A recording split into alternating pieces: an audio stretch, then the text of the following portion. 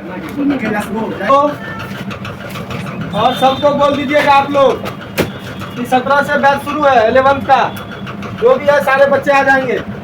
Basic batch शुरू होगा तो बेसिक बैच में शुरू से पढ़ाया जाएगा, फिर छूटेगा तो फिर ऐसे होगा फिजिक्स का हाल, ठीक है। बेसिक से पढ़ेगा तो सब कुछ कंप्लीट रहेगा। करने वाले कारक मतलब चालक को प्रभावित करने वाले कारक जो भी है सबको बोल दीजिएगा। 17 से 11th का बैच स्टार्ट हो रहा है आप लोगों का। ऑफ रेसिस्टेंस 17 तारीख से 14 3 दिन 7 से 8 8 से 9 है समय, सोमवार से बोलिए और दिन सोमवार, ठीक है। तो चालक को प्रभावित करने वाले कारक, देखिए चालक को प्रभावित करने वाले कारक पहला 1 नंबर में effect of dimension, effect of dimension मतलब आकार का प्रभाव, मतलब आकार का क्या प्रभाव पड़ता है, मतलब डायमेंशन का क्या प्रभाव पड़ेगा चालक के प्रतिरोध पर, ठीक है। उसमें पहला ए नंबर में लिखिए effect of length, effect of length मतलब लंबाई पर लंबाई का प्रभाव, लंबाई का प्रभाव मतलब किसी भी चालक पर उसकी लंबाई का क्या प्रभाव पड़ता है, ठीक है। तो देखिए किसी भी चालक का लंबाई पर जो है प्रभाव एक ही पड़ता है कि अगर यदि चालक की लंबाई को बढ़ाएंगे तो उसमें इलेक्ट्रॉन के टक्कर की संख्या क्या हो जाएगी, बढ़ जाएगी। मतलब चालक तार की लंबाई को बढ़ाएंगे तो ज्यादा दूरी में उसको तय करना पड़ेगा इलेक्ट्रॉन को। मान लो जो इलेक्ट्रॉन यहाँ से चलना प्रारंभ किया, पहले चालक तार इतना था, अब बढ़ा के कितना कर दिए इतना, तो इलेक्ट्रॉन पहले यहाँ तक में मान लो 50 बार टकराता था, तो इधर भी तो टकराएगा वो, तो टक्कर की संख्या क्या हो जाएगी, बढ़ जाएगी। और टक्कर की संख्या बढ़ेगी तो क्या होगा बाबू, चालक का प्रतिरोध भी बढ़ जाएगा। मतलब क्या कहता है, अगर यदि किसी चालक की लंबाई को बढ़ाया जाता है तो उस चालक का प्रतिरोध भी बढ़ता है। क्यों बढ़ता है, क्योंकि उसमें इलेक्ट्रॉन के टक्करों की संख्या बढ़ जाती है। लिखिए इसी बात को लिख लीजिए जल्दी से, देखिए किसी चालक की लंबाई एक में लिखिए इफेक्ट ऑफ लेंथ में, किसी चालक की लंबाई बढ़ने पर, किसी चालक की लंबाई बढ़ने पर इलेक्ट्रॉन के टक्कर की संख्या, इलेक्ट्रॉन के टक्कर की संख्या, टक्करों दीजिएगा, टक्करों, इलेक्ट्रॉन के टक्करों की संख्या बढ़ जाती है।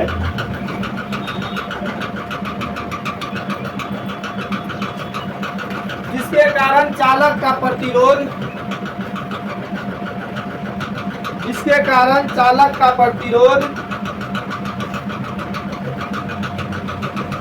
भी बढ़ जाता है, इसके कारण चालक का प्रतिरोध भी बढ़ जाता है। यहाँ अर्थात देके लिखिएगा, अर्थात ऐसे लिखिएगा, अर्थात लिखिए तब उसके नीचे से लिखिएगा, वहीं पर अर्थात लिखिए, ऊपर लिखिए अर्थात, हाँ अर्थात। उसके बाद नीचे से एक और बात लिखिए जल्दी से, लिखिए लंबाई बढ़ने से चालक का प्रतिरोध बढ़ता है। सही बात है ना, यही होता है रे, लंबाई बढ़ने से चालक का प्रतिरोध बढ़ता है। देखिए लंबाई बढ़ने से चालक का प्रतिरोध बढ़ेगा तो आर समानुपाती किसका होगा, एल का, जहां एल बराबर क्या है, जहां एल बराबर चालक की लंबाई है। इसको इक्वेशन 1। अब देखिए इक्वेशन बी नंबर में, बी नंबर में देखिए effect of cross section area, क्या चीज, effect of cross section area मतलब अनुप्रस्थ क्षेत्रफल का प्रभाव, क्या चीज, बी बी तो बी लिखो। सर जी अनुप्रस्थ क्षेत्रफल का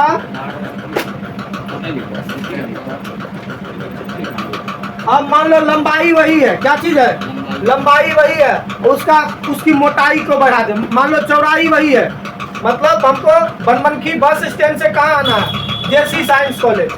लंबाई तो वही है, लेकिन अभी जो रोड की चौड़ाई है उसको बढ़ा दिया जाए, मतलब क्रॉस सेक्शन एरिया बढ़ा दिया जाए। तो हमको पहले जाने में अच्छा लगता होगा कि बढ़ने के बाद जाने में अच्छा लगेगा जब रोड चौड़ा हो जाएगा तब, क्योंकि अभी जो है रोड सकरा है तो क्या हो जाएगा, रोड में ज्यादा रेसिस्टेंस होगा, मतलब उधर से कोई गाड़ी आएगा तो हमको साइड करके रोकना पड़ेगा। मान लो कोई ट्रक आ जाता है तो क्या होता है, देखते हैं ना, कोई ट्रक आता है तो हमको नीचे उतर के साइड होना पड़ता है, ठीक है। तो सेम इसी टाइप से क्रॉस सेक्शन एरिया बढ़ेगा तो इलेक्ट्रॉन को चलने के लिए जगह अधिक मुक्त होगा, फ्री इलेक्ट्रॉन को चलने के लिए अधिक जगह होगा, और जिसके कारण उसका प्रतिरोध क्या होता है, घट जाता है, ठीक है। तो लिखिए इसी बात को, देखिए जब किसी चालक के अनुप्रस्थ क्षेत्रफल को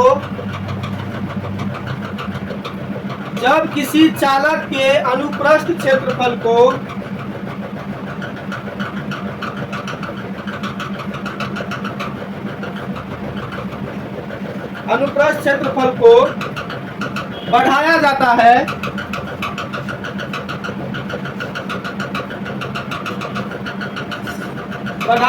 है ठीक है,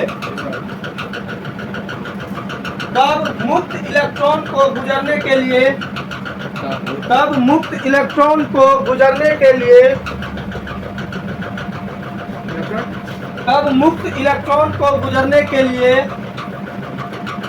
अधिक स्थान प्राप्त होता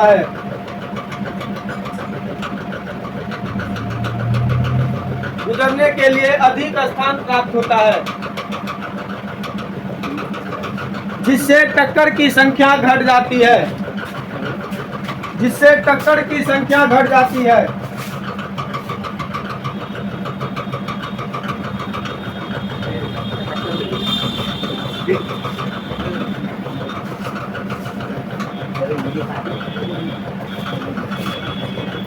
इससे टक्कर की संख्या क्योंकि क्या होती है, घट जाती है, और प्रतिरोध भी घट जाता है,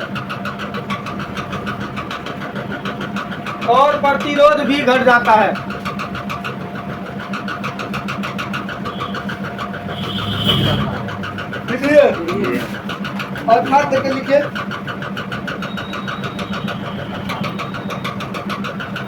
देके लिखिए, अनुप्रस्थ क्षेत्रफल बढ़ने से चालक का प्रतिरोध घटता है। अनुप्रस्थ क्षेत्रफल बढ़ने से चालक का प्रतिरोध घटती है, मतलब R यूनिवर्सली प्रोपोर्शनल किसका होगा, क्रॉस सेक्शन एरिया का।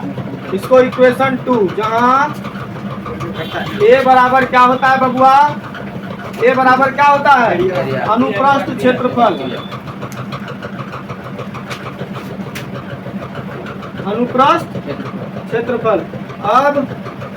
अब दोनों इक्वेशन को मिला दीजिए, यानी मर्ज कर दीजिए। अब इक्वेशन 1 तथा 2 को मिलाने पर जब मिला देंगे तो R प्रोपोर्शनल क्या हो जाएगा, L/A होगा ना। तो समानुपाती का जब सिंबल हटाते हैं तो उसके बदले कोई एक कांस्टेंट लेते हैं, वो कांस्टेंट क्या है, रो L/A, जहाँ रो क्या है, कांस्टेंट है, जहाँ रो बराबर है आपका स्पेसिफिक रेसिस्टेंस या फिर रेसिस्टिविटी, इसका हिंदी होता है विशिष्ट प्रतिरोध। क्या चीज होता है, या प्रतिरोधकता, ठीक है, बता लीजिए, नया हेडिंग दीजिए, विशिष्ट प्रतिरोध या फिर प्रतिरोधकता किसको कहते हैं, ठीक है।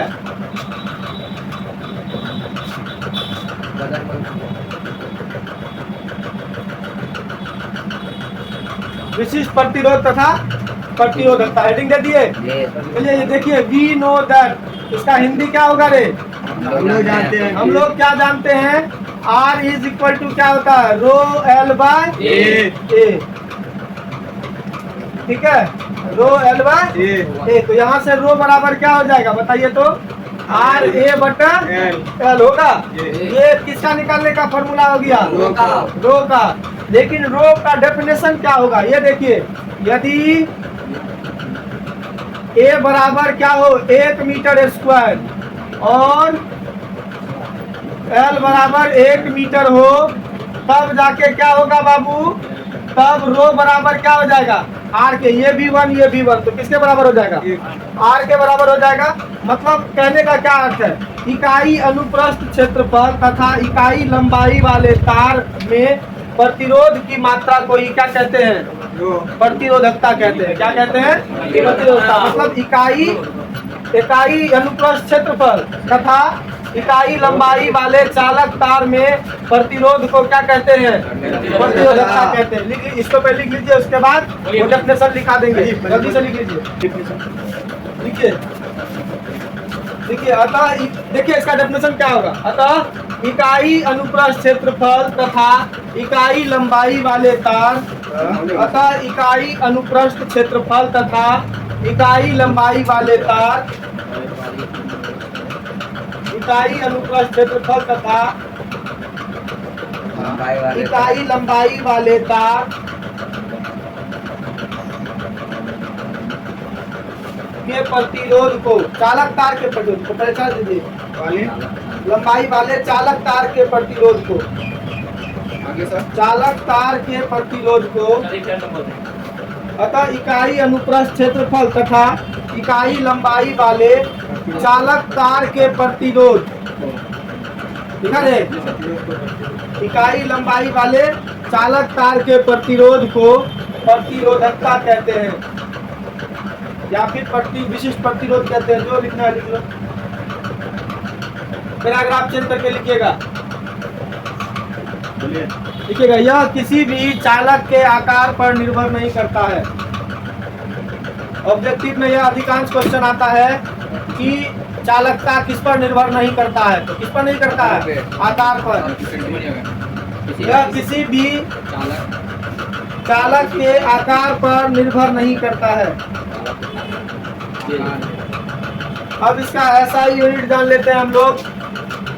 इसका SI यूनिट क्या होगा बाबू, रो का क्या होता है, रो इज इक्वल टू क्या होता है, आर। रेसिस्टेंस का मात्रक क्या होता है, ओम। इसका एरिया का मीटर स्क्वायर और लंबाई का मीटर, मीटर कट गया, इसका मात्रक क्या हो गया, ओम मीटर। इसका मात्रक क्या हो गया, ओम मीटर। ठीक है, अब इसका डायमेंशन क्या हो जाएगा, इसका डायमेंशन हो जाएगा ओम, मतलब RL, मतलब ओम मीटर है ना। रेसिस्टेंस का डायमेंशन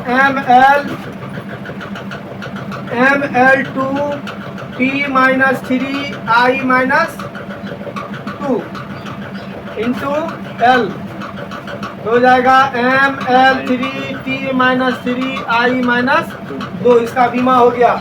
विशिष्ट प्रतिरोध का बीमा क्या, विशिष्ट प्रतिरोध का बीमा क्या होता है, ML3T-3I-2। ठीक है, जल्दी से लिखिए इसको। कंडक्टेंस मतलब चालक, ठीक है, चालक बोलो या चालकता बोलो, बात से देखिए। चालकता कहते इसको डिनोटेड जो करते हैं कैपिटल G से करते हैं। किससे करते हैं बाबू, कैपिटल G से।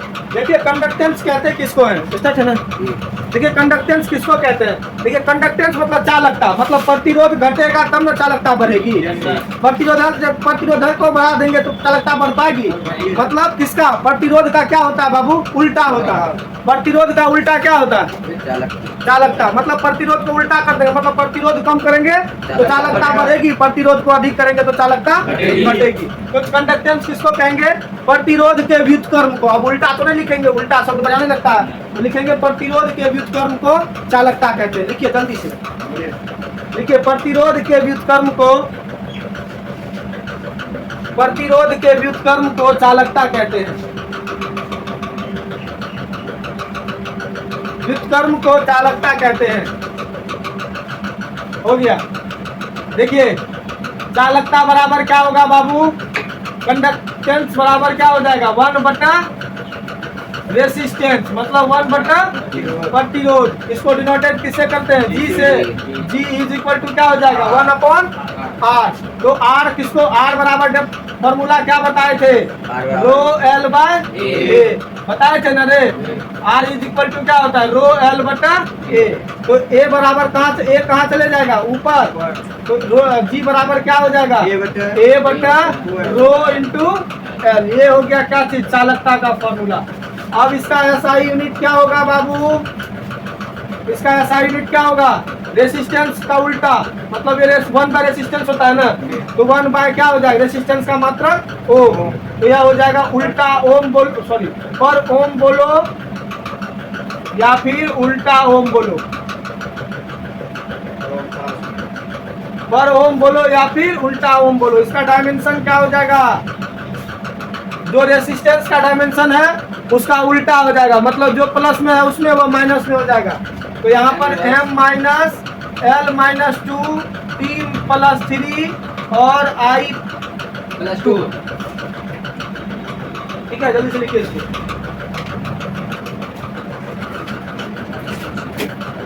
स्पेसिफिक कंडक्टेंस या फिर कंडक्टिविटी, मतलब विशिष्ट चालक या फिर चालकता।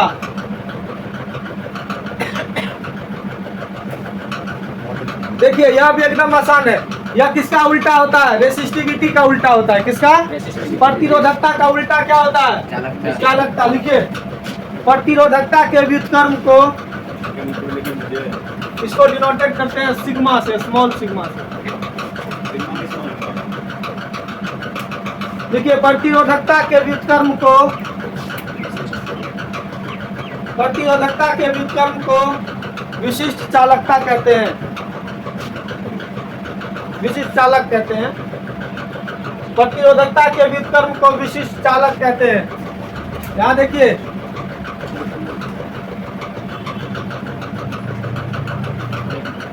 विशिष्ट चालक बराबर हो जाएगा 1 बटा